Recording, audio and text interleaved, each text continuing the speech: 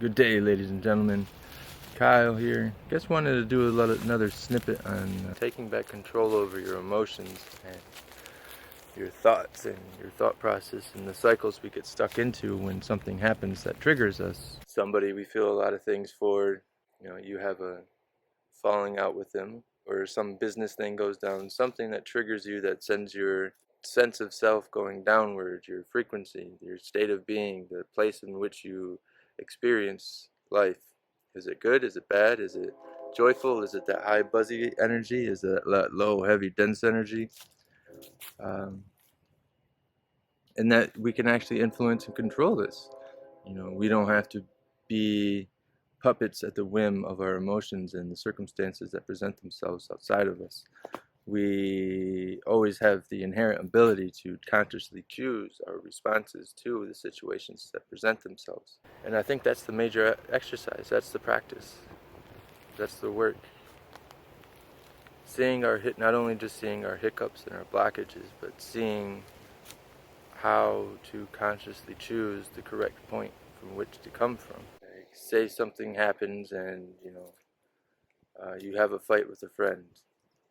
Now, do you choose to maul in it for a little while and carry it and be like, oh, woe is me, why am I such a screw up, why am I such a scumbag, whatever it is that your mind holds on to as something to keep itself heavy and burdened, right? That's a dense feeling. There's a choo-choo train.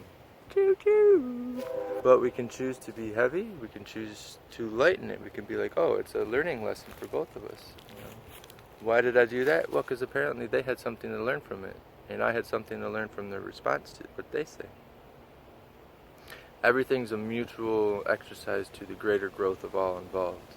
And so every confrontation, every circumstance, every bashing, every criticism is, despite how it may feel and if somebody comes off as harsh or not, the true intention, whether they know it or not, is for your greater good, to help you to better yourself. Pointing out your missteps, your mishaps, pointing these things out so that you can see them for yourself. Because only once you see them can you change them. But that comes the next step, taking action, right? Seeing something or saying that something needs to be done isn't going to get that thing done. An action still has to be taken. A change still has to be made. Somebody still has to do something to fulfill that thing that was seen. Oh, there's this piece missing. How do you fill it? Someone's got to fill it. Someone's got to do the action, do the work. Take those steps. Whether it's you or your friend, it's probably both. Everyone involved has something to contribute and something to learn from every situation. And the exercise is to learn how to maintain a point of well-being despite what's going on. There's an old saying from the magicians. The true sorcerer learns to control their environment. They do not let the environment to control them.